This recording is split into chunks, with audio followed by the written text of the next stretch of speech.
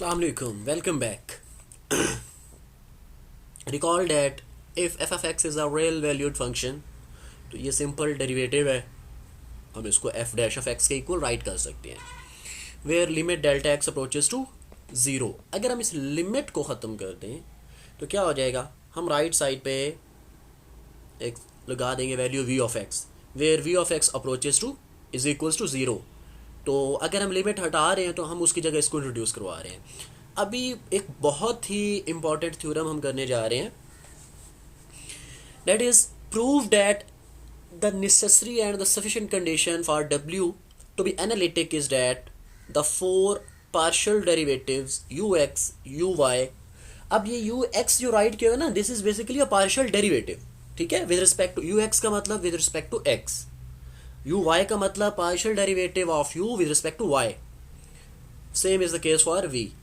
exist are continuous and satisfy the equation ux is equals to vy and vy is equals to minus v of x. These equations are known as Cauchy-Riemann equations. ठीक है जी, बहुत ही important theorem है. इसका proof देखते हैं हमारे पास क्या है. अगेन मैं एक बार स्टेटमेंट इसकी रिपीट कर दूं. Prove that the necessary and the sufficient conditions for w to be analytic is that the four partial derivatives, अगर आपके पास चार पार्शियल डेरिवेटिव एग्जिस्ट करें, कंटिन्यूस हो और वो इन कंडीशंस को सेटिस्फाई करें कि partial derivative of u with respect to x equal हो partial derivative of v with respect to y and partial derivative of u will be equals to the negative of the partial derivative of v with respect to x. Proof आ जाता है आपके पास. Condition is necessary condition क्या है जी, कि given that F of ji is equals to you plus iota V. U and V यहाँ पे क्या है, हम ऑलरेडी डिस्कस कर चुके हैं इन आवर प्रीवियस लेक्चर. अब हमें गिवन है कि ये एनालिटिक है. To prove u x is equals to v y and u y is equals to minus v x, ये हमने प्रूव करना है.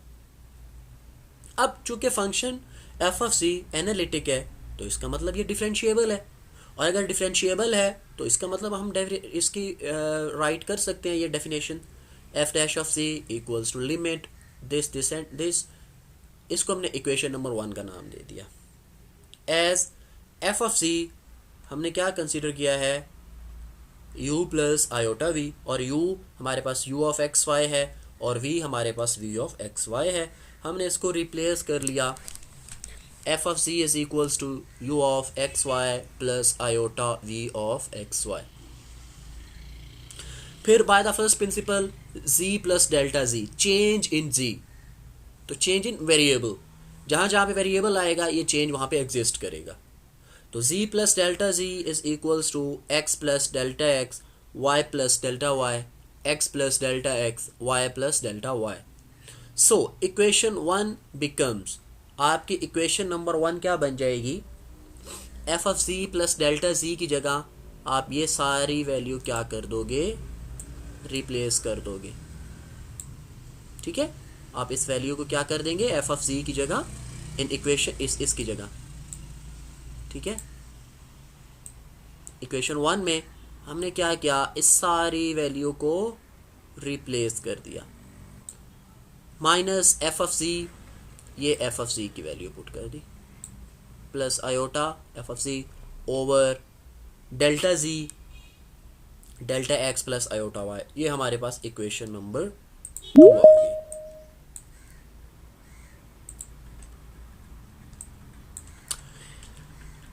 सेकेंडली हम चेक करेंगे कि लिमिट अलोंग एक्स एक्सिस क्या एग्जिस्ट करती है या नहीं. अब चूंकि limit along x axis check करना चाह रहे हैं तो ऑब्वियस सी बात है डेल्टा वाई आपके पास क्या होगा, 0, और डेल्टा एक्स अप्रोचेज टू 0 हम लेंगे. इसको इक्वेशन 1 में आप पुट करोगे तो limit delta x approaches to 0, delta y तो 0 हो गया ना, क्योंकि आप एक्स एक्सिस के अलोंग रह रहे हो. आपके पास दो एक्सिस होते हैं, एक्स एक्सिस और Y axis.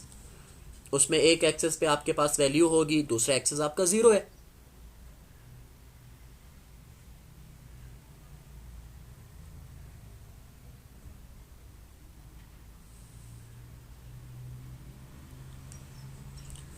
Then delta Y वाली सारी टर्म 0, इस टर्म को 0 कर दोगे आप, इस टर्म को भी ज़ीरो, ये वाली टर्म भी ज़ीरो हो जाएगी, तो आपके पास विद रिस्पेक्ट टू एक्स जो भी एक्सप्रेशन बच जाएगा।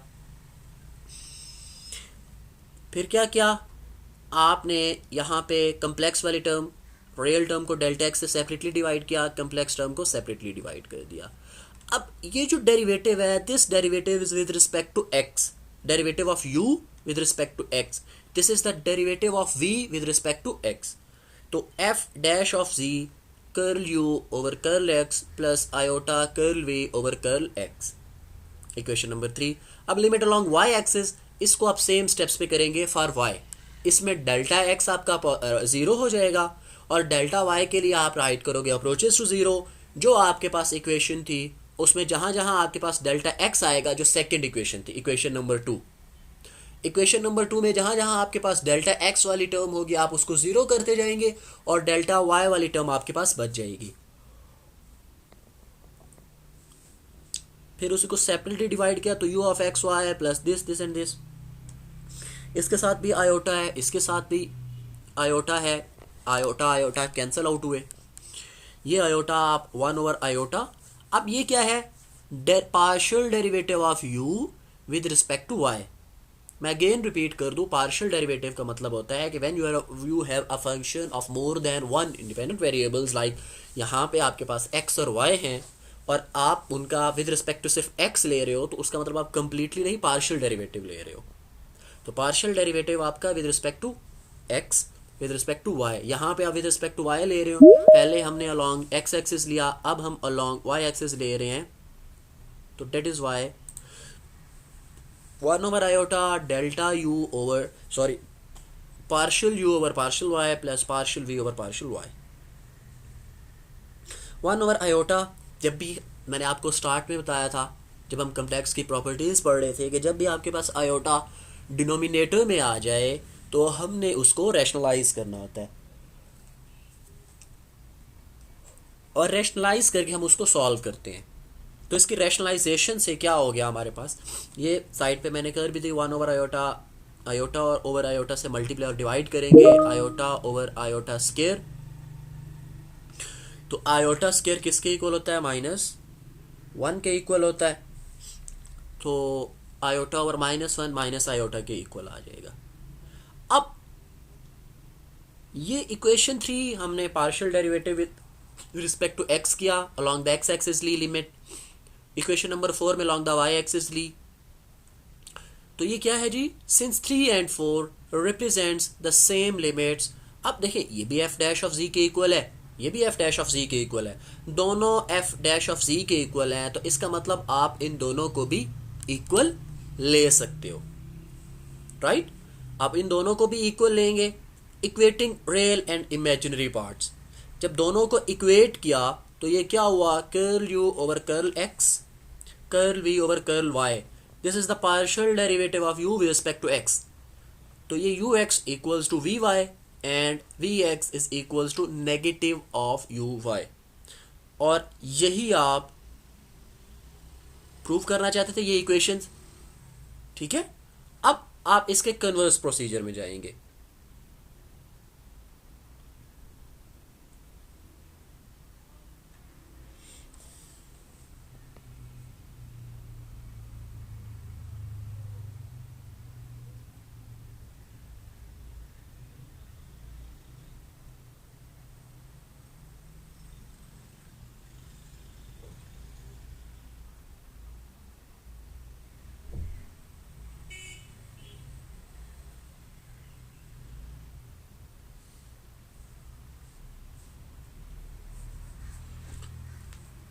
अब हम इसकी सफिशिएंट कंडीशंस को प्रूव करेंगे कि मतलब क्या,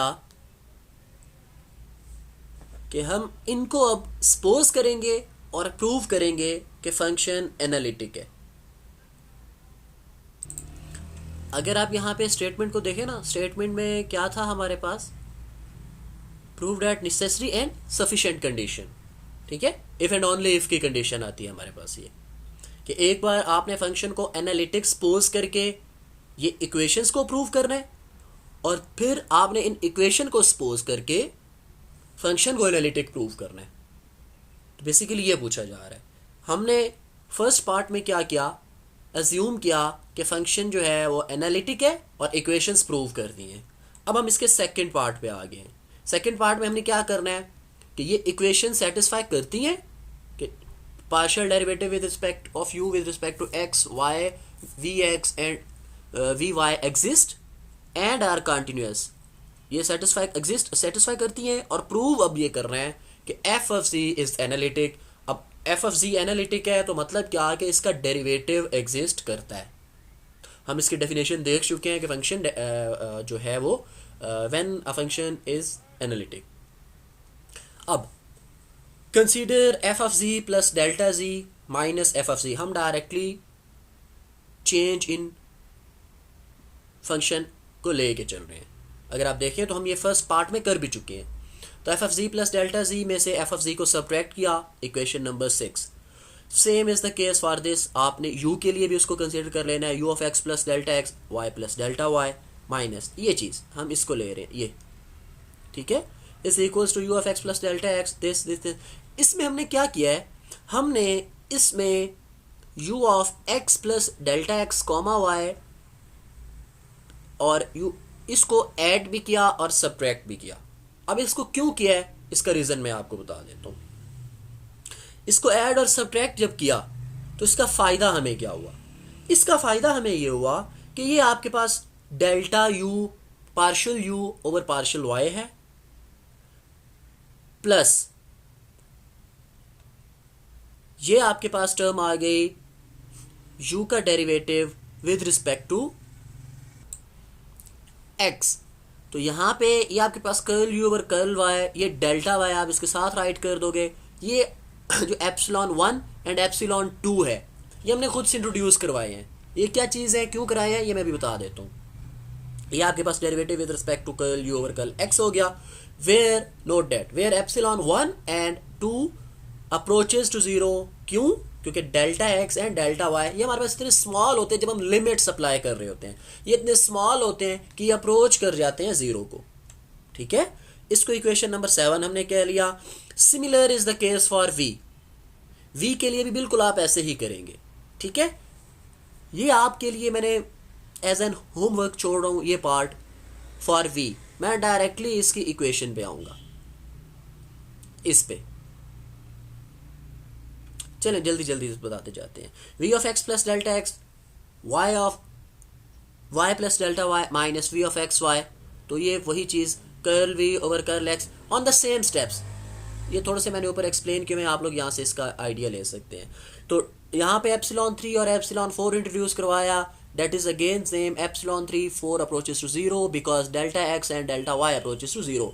अब क्या करोगे आप, by putting 7 and 8 in equation number 6। आपके पास ये इक्वेशन नंबर 6 थी, इसमें से आपने इन दोनों की वैल्यूज़ को फाइंड किया, इसकी वैल्यू को एंड इसकी वैल्यू को, इन 7 एंड 8। तो 7 8 से आप ये दोनों वैल्यूज़ इक्वेशन नंबर 6 में पुट कर दोगे। जब आप इसको इक्वेशन नंबर 6 में पुट करोगे तो आपके पास कुछ इस तरह की इक्वेशन आएगी, ये राइट। तो इस लेक्चर का फर्स्ट क्वेश्चन तो ये है, एज एन असाइनमेंट उसको लें या एज एन क्वेश्चन लें कि दिस पार्ट ऑफ थ्योरम इसको आप एक्सप्लेन करोगे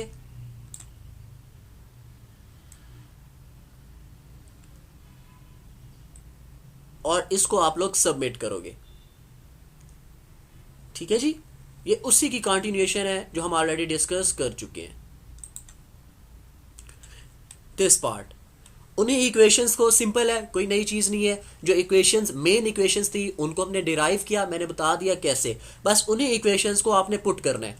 सॉल्व आपके पास हुआ है, इन्हीं इक्वेशंस को आप पुट करेंगे, इसको सिंप्लीफाई करके आपके पास ये रिजल्ट आ जाएगा और फंक्शन आपका प्रूव हो जाएगा कि फंक्शन इज एनालिटिक। अब if f of z is analytic then f dash of z is equals to curl u over curl x plus iota curl we over curl x. ये satisfy, अगर function analytic हो तो next time आपने mind में रखना है ये condition हमारे पास सेटिस्फाई करती है। इस थ्योरम को या इन कंडीशंस को हम यूज़ कब करेंगे, जब हमारे पास कोई ऐसा क्वेश्चन आ जाए जहाँ पे ये पूछा जाए कि फंक्शन को प्रूव करें विदाउट यूजिंग डेफिनेशन, जैसे कि इस एग्जांपल में है without using definition of analytic function show that F of z equal to z square is analytic everywhere. हम इसी एग्जांपल को पहले बाय डेफिनेशन प्रूव कर चुके हैं। अब विदाउट डेफिनेशन हम इसको कैसे प्रूव कर सकते हैं वो चीज़ देखेंगे जी। तो देखते हैं कैसे करेंगे। अभी जो हमने थ्योरम किया और उसको हम यूज़ कर रहे हैं, ठीक है। So in this example we are going to prove this function is analytic without definition. Again repeat कर रहा हूँ, अभी हमने थ्योरम किया, अभी हमने ये रिमार्क भी किया, इस रिमार्क की हेल्प से हम इसको प्रूव कर देंगे, ठीक है। लेट कर लिया f of ji is equals to you plus iota v and z is equals to x plus iota y। therefore u plus iota v किसके इक्वल हो जाएगा, x plus iota y। हमने f of z u plus iota v right कर दिया और z is equals to x plus iota y, तो x plus iota y whole square. फिर क्या किया हमने, a square plus b square. अब प्लस b स्केयर क्या आएगा, iota square y square, that is y iota square is equal to -1, that's y y square के साथ हमारे पास माइनस का साइन आया, प्लस आयोटा 2xy। अब u क्या है, दोनों साइड्स को कंपेयर किया, u is the real part, v is the imaginary part. जब कंपेयर करेंगे तो u आपके पास आएगा x square minus y square और v आपके पास आ गया 2xy। तो partial derivative with respect to x। आप वापस स्टेटमेंट पे आए, देखिए ज़रा जो थ्योरम हमने स्टेटमेंट की कि फंक्शन का एनालिटिक होता है अगर partial derivative with respect to x of u with respect to x equal हो partial derivative of y with respect to v, और इसी तरह partial derivative of u with respect to y equal हो negative of the partial derivative of v with respect to x। तो अब हम check करते हैं जी।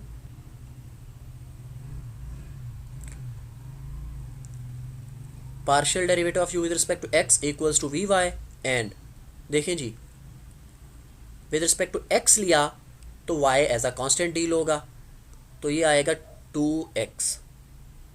जब विद रिस्पेक्ट टू y लेंगे तो x as a constant deal किया जाएगा, ये हो जाएगा माइनस पावर स्टार्ट में पावर में कमी 2y।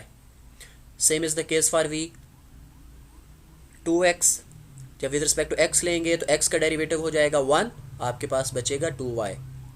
जब with respect to partial derivative with respect to y होगा तो 2x, y1 हो जाएगा।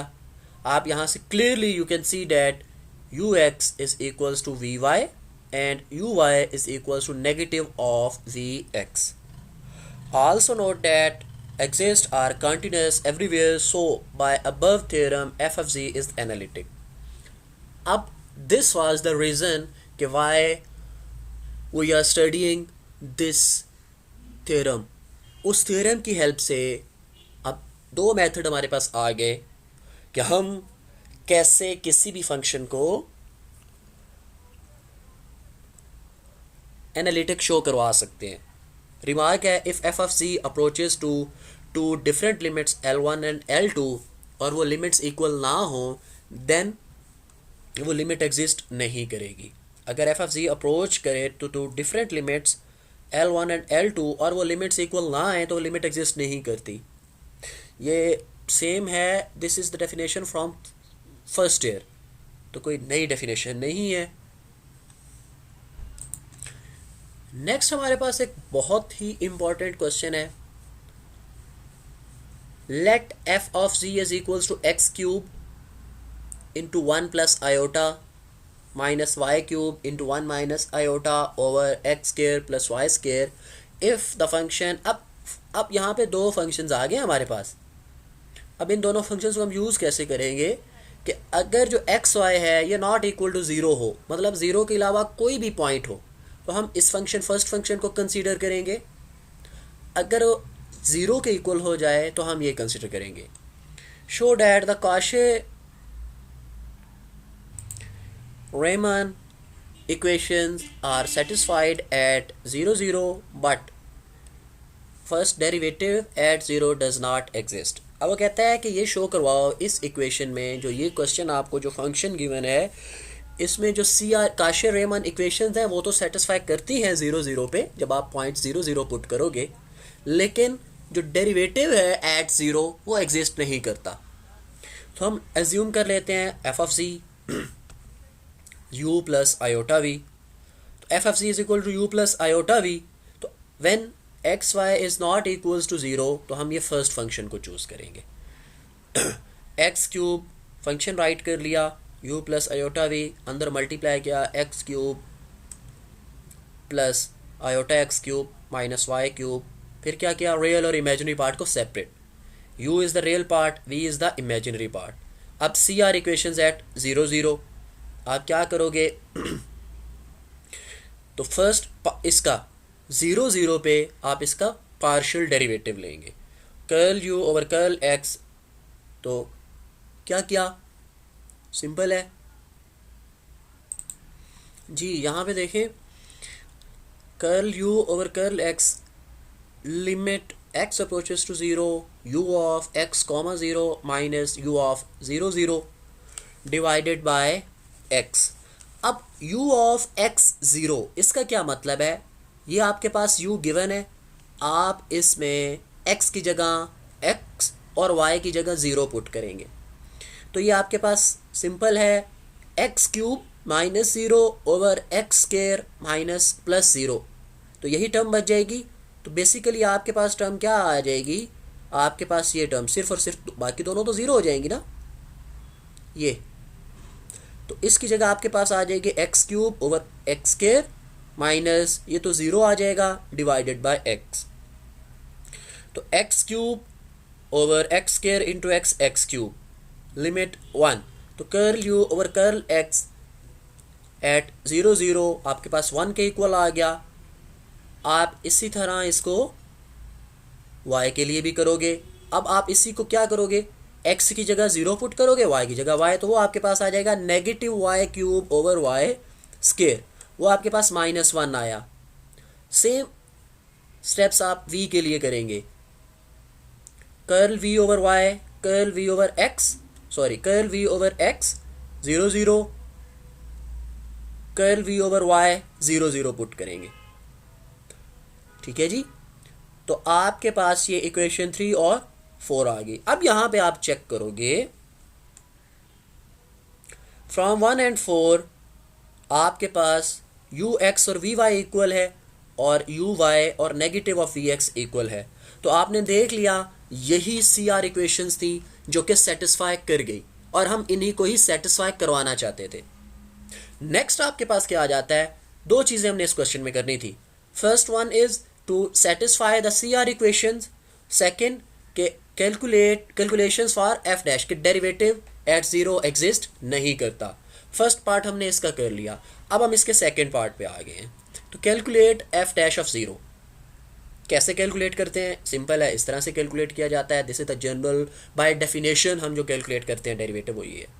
क्या करेंगे, इसमें जी नॉट की जगह आप 0 पुट करोगे। जब जी नॉट की जगह 0 पुट किया जाएगा तो ये क्या हो जाएगा, F of G as it is -0 over G is equals to X plus iota Y. ये डिनोमिनेटर इसके साथ मल्टीप्लाई हो जाएगा, एक्स क्यूब 1 प्लस आयोटा। अब क्या है जी, एक्स वाई लिमिट्स लें। जब आप लिमिट्स लोगे तो taking limits along the line y is equals to mx, this is the equation of straight line, so that xy approaches to 0, then x approaches to 0. अब f dash of 0 limit approaches to 0, जब आप limit इसमें put करोगे, values put करोगे, y की जगह आपने mx put करना है, जहाँ जहाँ y था m cube x cube m square x square mx, ठीक है। 1 प्लस आयोटा, क्या हुआ, आप गौर करें थोड़ा सा, तो आपने ये x क्यूब है, ये भी x क्यूब है, x क्यूब यहाँ से कॉमन, ये इन दोनों में से x स्क्वायर और इन दोनों में से x कॉमन आएगा। तो x क्यूब ऊपर से और x क्यूब नीचे से जब कॉमन लेंगे तो वो एक दूसरे को कैंसिल आउट कर देंगे, वो एक दूसरे को क्या कर देंगे, कैंसिल आउट। आपके पास जो रिमेनिंग टर्म्स है 1 plus iota minus M cube over 1 minus iota 1 plus M square 1 plus iota M which is different for different values of M, so limit does not exist. अब ये function of M बन गया है, ठीक है। तो M की value जैसे जैसे चेंज होगी लिमिट चेंज होगी।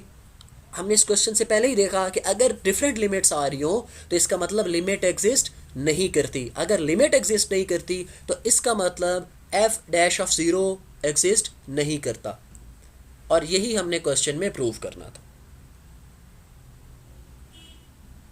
अगर आप में से किसी को कोई कन्फ्यूजन हो, किसी का कोई क्वेश्चन हो, तो वो मुझसे पूछ सकता है क्वेश्चन आंसर सेशन में या आफ्टर दिस लेक्चर। तो हाफिज़।